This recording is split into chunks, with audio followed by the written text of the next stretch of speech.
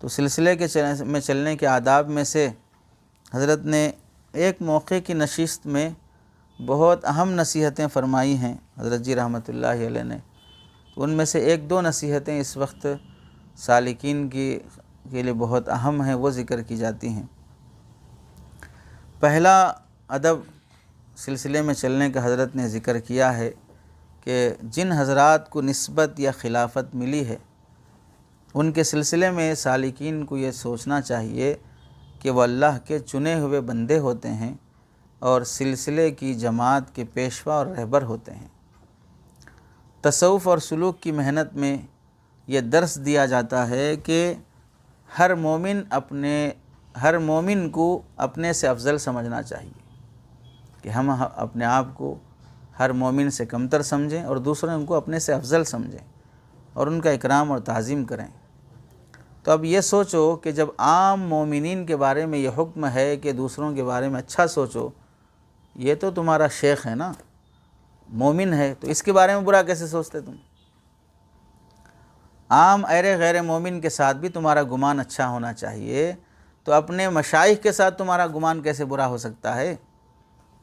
تو مشائخ کی تعظیم اور اکرام اور ان کے ساتھ حسن ظن والا معاملہ رکھنا چاہیے. ان کو اپنے مشائخ کے ہاں قبولیت نصیب ہوتی ہے، گویا وہ اللہ کے ہاں مقبول بندے ہوتے ہیں جو اہل اللہ کے نزدیک مقبول ہوتے ہیں.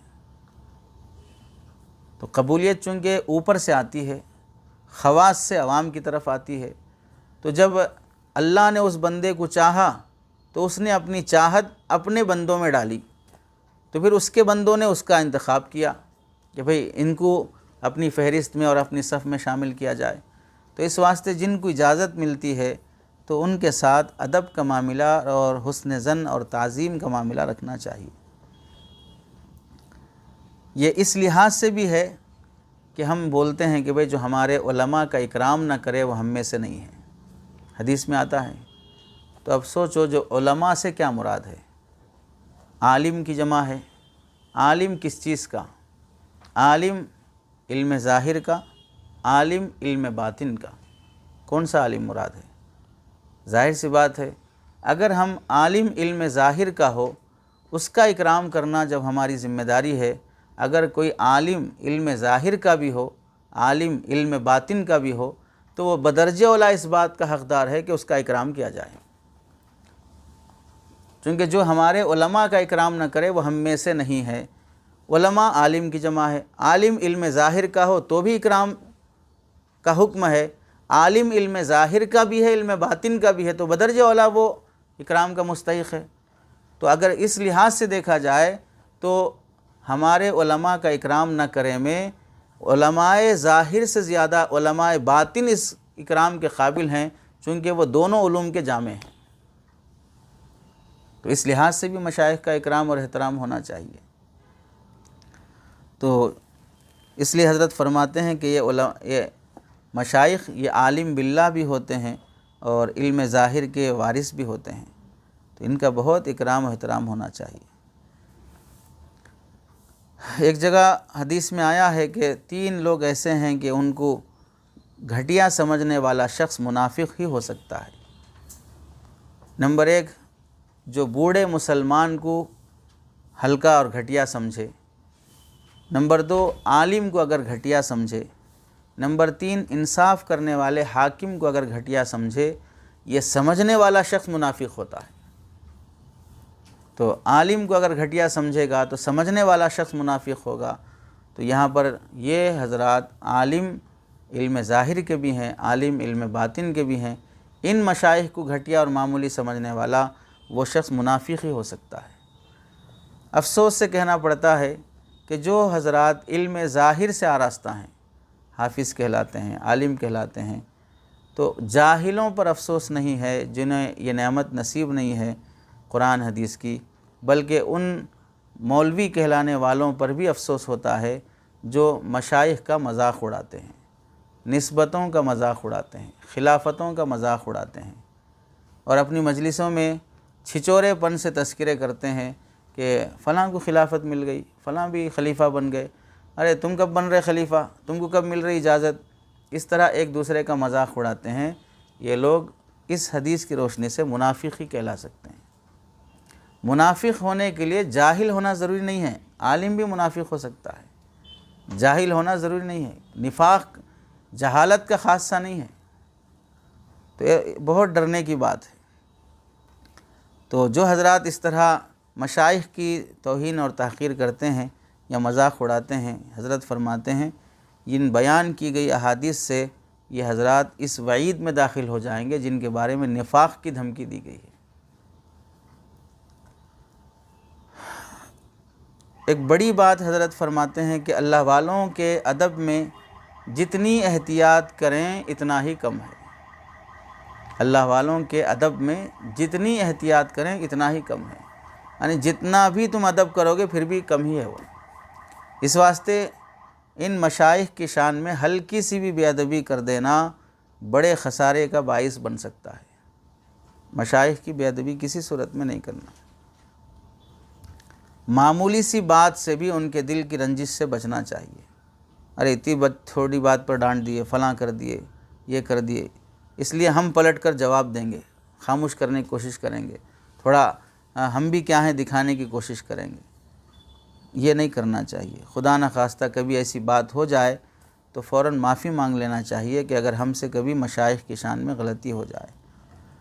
اور دلیل کے طور پر حضرت ایک واقعہ بیان فرماتے ہیں حضرت ابوبکر صدیق رضی اللہ تعالیٰ عنہ کا، کہ ایک دفعہ کسی بات پر حضرت ربیعہ اسلمی رضی اللہ تعالیٰ عنہ اور حضرت ابوبکر صدیق رضی اللہ تعالیٰ عنہ دونوں میں کچھ بات بڑھ گئی، تو انہوں نے یعنی حضرت ابوبکر رضی اللہ تعالیٰ عنہ نے کوئی سخت لفظ کہہ دیا جو حضرت ربیعہ اسلمی کو برا لگا۔ تو فوراً حضرت ابوبکر نے اپنی غلطی کا احساس ہوتے ہی فرمایا کہ بھئی مجھے پلٹ کر تم بھی یہی جملہ کہہ دو میں نے جو تمہیں کہا ہے۔ تو حضرت ربیعہ اسلمی نے کہا کہ میں نہیں کہوں گا، آپ غصے میں بول دیے لیکن اب میں پلٹ کر وہی جملہ آپ کو نہیں دہراؤں گا۔ تو حضرت ابوبکر نے فرمایا نہیں، بول دو تم جو میں نے کہا ہے، اگر نہیں بولو گے تو میں حضور علیہ السلام سے جا کر عرض کر دوں گا کہ میں نے غلطی میں بول دیا تھا، میں بدلہ لینے کے لیے بول رہا ہوں لیکن یہ مجھ سے بدلہ نہیں لے رہے ہیں۔ یہ کون کہنا؟ حضرت ابوبکر رضی اللہ تعالیٰ عنہ۔ تو میں نے اس پر بھی یہی کہا کہ بھئی میں یہ جملہ آپ کو نہیں بول سکتا، بس ختم۔ حضرت ابوبکر رضی اللہ تعالیٰ عنہ اٹھ کر چلے گئے۔ بنو اسلم کے کچھ لوگ آئے اور وہ کہنے لگے کہ بھئی یہ بھی اچھی بات ہے، عجیب بات ہے کہ پہلے خود ہی تمہارے کو کوئی نامناسب جملہ بول دیے اور پلٹ کر تمہارے کو بول رہے تم میرے کو بولو، میں نہیں بولتا بولے تو پھر بول رہے کہ میں جا کے رسول اللہ سے شکایت کروں گا۔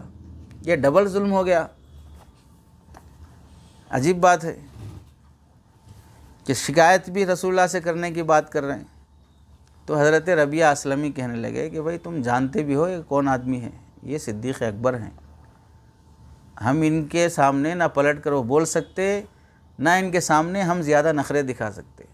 اگر یہ خفا ہو جائیں گے تو ڈر ہے کہ اللہ کا رسول خفا ہو جائے گا۔ حضرت ربیعہ اسلمی فرماتے ہیں اس واسطے مشائخ کے سلسلے میں بات ہے کہ جن مشائخ کو جو مشائخ سلسلے کی لڑی میں پڑ جاتے ہیں ان میں سے اگر کسی کو چھیڑا جائے گا نا تو اوپر سلسلے کے تمام مشائخ کو چھیڑنے کی طرح رہتا ہو۔ وہاں نہیں بول سکتے کہ یہ چھوٹا خلیفہ ہے، یہ نیا خلیفہ ہے، یہ فلاں ہے، اس واسطے اس کو چھیڑ لیا تو چلتا۔ ان کو چھیڑ لینا ایسا رہتا گویا کہ سلسلے کے پورے خلفاء کو چھیڑ لینا، پورے مشائخ کو چھیڑ لینا، چونکہ وہ اسی لڑی کے رہتے ہیں۔ اس واسطے آپ دیکھ لو کہ کبھی کوئی پولیس ہے جو ڈی ایس پی ہے یا ایس پی ہے اس پر ہاتھ اٹھاؤ تو بھی کیس بنتا، کسی کانسٹیبل پہ ہاتھ اٹھاؤ تو بھی کیس بنتا۔ ایسا نہیں کہ بھئی یہ کانسٹیبل ہے، اس کی کچھ حیثیت نہیں ہے، فلانا ہے، ایسا نہیں ہوگا۔ سلسلے کی لڑی جو رہتی ہے اس میں پوروں کے لیے قانون ایک ہی رہتا ہے۔ تو کسی بھی مشائخ میں سے کسی کو ہم ہلکا نہیں سمجھ سکتے۔ اگر اللہ کے رسول ناراض ہو جائیں تو ڈر ہے کہ اللہ ناراض ہو جائے۔ تو ہو گئی بات۔ اس کے بعد حضرت ربیعہ اسلمی رسول اللہ کی خدمت میں حاضر ہوئے تو رسول اللہ صلی اللہ علیہ وسلم نے فرمایا کہ اچھا ہے کہ تمہیں جواب میں یوں کہنا نہ چاہیے تھا، بلکہ اس کے بدلے میں یوں کہہ دیتے کہ اے ابوبکر اللہ تمہیں معاف کر دے۔ یہ بول رہے تھے نا پلٹ کر مجھے یہی جملہ کہو، تمہیں پلٹ کر نہیں کہنا، اچھا کیا تم کہ نہیں کہے، البتہ خاموش رہ گئے میں نہیں بولوں گا بول کے، بجائے اس کے یہ بول دیتے کہ تم ابو بکر اللہ تمہیں معاف کر دے، اتنا تمہیں بول دینا چاہیے تھا۔ تو یہاں پر دیکھیں کہ حضرت ابو بکر رضی اللہ تعالیٰ عنہ کو رسول اللہ نے ڈانٹا نہیں، اور یہ نہیں کہا کہ بھئی تم خود ہی عجیب بات کر دیا ان سے اور پھر شکایت لے کے آئے، بلکہ ان صحابی کو سمجھایا کہ بھئی تم ایسا ان کے ساتھ پیش آؤ۔ تو اس میں کیا معلوم ہوا، جو لوگ مقام اور مرتبے میں ایک لیول کو پہنچ جاتے ہیں، ایک درجے کو پہنچ جاتے ہیں، ان سے اگر کچھ غلطی ہو بھی جائے معافی ہمیں مانگنا چاہیے رہتا۔ حضرت اس سے یہی فرماتے ہیں کہ بھئی بظاہر اس سے لگتا ہے کہ حضرت ربیعہ اور حضرت ابو بکر کی رنجش سے رسول اللہ صلی اللہ علیہ وسلم کے سے جو بات تھی کہ بھئی حضرت ابو بکر کو سمجھانا چاہیے تھا، لیکن آپ علیہ السلام نے حضرت ربیعہ کو سمجھایا کہ بھئی تمہیں ایسا کرنا چاہیے۔ تو یہی بات ہے کہ اگر مشائخ سے کچھ غلطی بھی ہو جائے ہمارے حق میں تو ہم پلٹ کر اور بڑی غلطی کرنے کے بجائے، بے ادبی کرنے کے بجائے معذرت اور معافی ہمیں مانگنا چاہیے رہتا۔ چنانچہ حضرت حکیم الامت رحمۃ اللہ علیہ ایک موقع سے فرماتے ہیں کہ گو کہ میں خود کوئی چیز نہیں ہوں، یہ بہت سخت اور جھنجھوڑنے والا جملہ ہے حضرت تھانوی کا۔ میری کوئی حیثیت نہیں ہے، میں کوئی چیز نہیں ہوں، لیکن جب کسی نے کسی کو اپنا معتقد فی بنا لیا، میری فی نفسی کوئی حیثیت نہیں ہے، لیکن تم تو عقیدت سے آئے میرے پاس اور مجھے اپنا شیخ بنا لیے اور مجھ سے اچھا گمان رکھے کہ بھئی یہ صاحب نسبت ہیں، یہ خلیفہ ہیں، یہ فلاں ہیں بول کے تو آئے نا میرے پاس۔ جب تم نے کسی کو اپنا معتقد فی بنا لیا تو پھر بلا وجہ کے اس کے ساتھ خلاف اعتقاد معاملہ کر کے اس کو مقدر کیوں کرتے ہو؟ تو اس صورت میں بھی ایسے ہی مضرتیں پہنچیں گی جیسے کاملین اور مقبولین کو مقدر کرنے سے پہنچتی ہیں۔ تو کیا فرمایا کہ میری کوئی حیثیت نہیں، لیکن جب مجھے حیثیت والا مان کر مجھ سے بیعت کر لیا تو اب مجھے تقدر پہنچانا اتنا ہی نقصان دہ ہوگا جتنا کسی کامل شیخ کو مقدر کرنے سے نقصان پہنچتا ہے۔ تو اس کا مطلب کیا ہوا کہ ہر سالک اپنے شیخ کو اگر تکلیف پہنچائے گا، اگرچہ کہ اس کا شیخ فی نفسی کوئی حیثیت نہیں رکھتا، لیکن اس نے اس کو شیخ بنایا نا، جب شیخ بنایا ہے اس کو تکلیف پہنچانے سے وہی نقصان پہنچے گا جو سلسلے کے بڑے بزرگ حضرت حسن بصری کو یا عبد القادر جیلانی کو یا علامہ سرہند رحمۃ اللہ علیہ کو، جن کو مجدد الفسانی کو، ان بڑے مشائخ کو تکلیف پہنچانے سے جو نقصان ہوگا وہی نقصان اپنے شیخ کو تکلیف پہنچانے سے ہوگا، کیونکہ تمہارا تعلق ان مشائخ سے نہیں ہے، تمہارا تعلق ان مشائخ کے سلسلے سے جڑے ہوئے ایک شخص سے ہے۔ وہ فی نفسی کچھ نہیں ہو سکتا ہے، لیکن تم نے اس کو بڑا بنایا ہے۔ جب بڑا بنایا ہے تو پھر اس کے ساتھ ویسے پیش آؤ کہ جیسے بڑے کے ساتھ پیش آنا ہے۔ اسی لیے حضرت شیخ الحدیث زکریا صاحب رحمۃ اللہ علیہ فرماتے ہیں، میں نے اپنے والد سے ایک بات بہت سن رکھی تھی کہ اللہ والوں سے ڈرتے رہنا، ان کی الٹی بھی سیدھی ہوتی ہے۔ حضرت شیخ الحدیث زکریا صاحب رحمۃ اللہ علیہ فرماتے ہیں اللہ والوں سے ڈرتے رہنا کہ ان کی الٹی بھی سیدھی ہوتی ہے۔ تو اس کا مطلب میری سمجھ میں نہیں آتا تھا کہ بھئی اللہ والوں کی الٹی بھی سیدھی کیسے ہو سکتی ہے۔ تو ایک دفعہ میں نے حضرت اقدس مولانا عبد القادر رائے پوری رحمۃ اللہ علیہ سے اس کا مطلب پوچھا کہ اللہ والوں کی الٹی بھی سیدھی کیسے ہوتی ہے، تو انہوں نے فرمایا کہ یہ تو بات سمجھ میں آتی ہے، صحیح ہے کہ الٹی بات الٹی ہوتی ہے، لیکن اہل اللہ کے قلوب میں اگر کسی کی طرف سے تکدر پیدا ہو جاتا ہے، خواہ وہ کسی غلط بات ہی سے کیوں نہ ہو، تو ان کے پاک دل کا تکدر رنگ لائے بغیر نہیں رہتا اور اس شخص کو کسی مصیبت میں پھانس دیتا ہے جو ان کے دل کو تکدر کیا رہتا ہے۔ تو اس کا مطلب کیا ہوا کہ اگر اللہ والوں کی سیدھی تو سیدھی ہے، وہ تو اللہ والوں کے نہیں، عام لوگوں کی سیدھی بھی سیدھی ہوتی ہے۔ الٹی بھی سیدھی ہونے کا مطلب یہ ہے کہ اگر کسی بات پر اللہ والوں کو تکلیف پہنچ جائے اور وہ بات غلط فہمی کی وجہ سے ہی کیوں نہ ہو، اس میں ہو سکتا ہے کہ غلطی شیخ کی ہی ہو، لیکن تم نے اس غلطی پر شیخ کو تکلیف پہنچایا، تو یہ جو تکلیف پہنچانے کا اثر ہے لامحالہ ہو کے رہتا، اگرچہ کہ وہ غلطی شیخ کی ہے، غلطی شیخ کی ہے، لیکن تم اس غلطی پر تکلیف پہنچانے کے حقدار نہیں تھے، تمہیں چاہیے تھا کہ معافی مانگ لیتے۔ جیسے عام طور سے اگر دیکھا جائے کہ حضرت ابوبکر رضی اللہ تعالیٰ عنہ کی موجودگی میں حضرت عمر رضی اللہ تعالیٰ عنہ تورات کا وہ صحیفہ لے کر آئے اور پڑھنے لگے، یا رسول اللہ اس میں تورات کا کاغذات ہیں، بہت اچھی اچھی باتیں اس میں لکھی ہوئی ہیں، اور رسول اللہ کا چہرہ بدلنے لگا، تو اس موقع پر حضرت عمر کی غلطی کیا ہے؟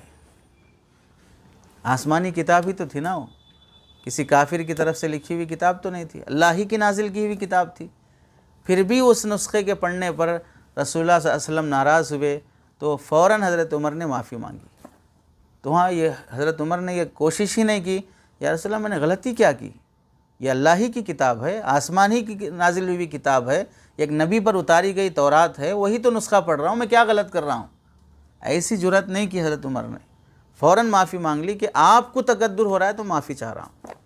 اب یہ صحیح ہے غلط ہے، یہ کتاب پڑھنا چاہیے نہیں پڑھنا چاہیے وہ بات کی بات ہے، لیکن آپ کو ناپسند ہو رہا ہے، میں اس سے معافی چاہتا ہوں۔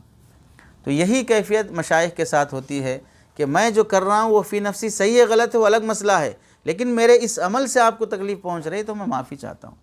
وہاں پر کوئی سالک یہ نہیں بولے گا کہ میری غلطی دکھاؤ پہلے کیا ہے، اس کے بعد معافی چاہوں گا۔ یہ معاملہ اپنے مشائخ کے ساتھ نہیں رہتا ہے۔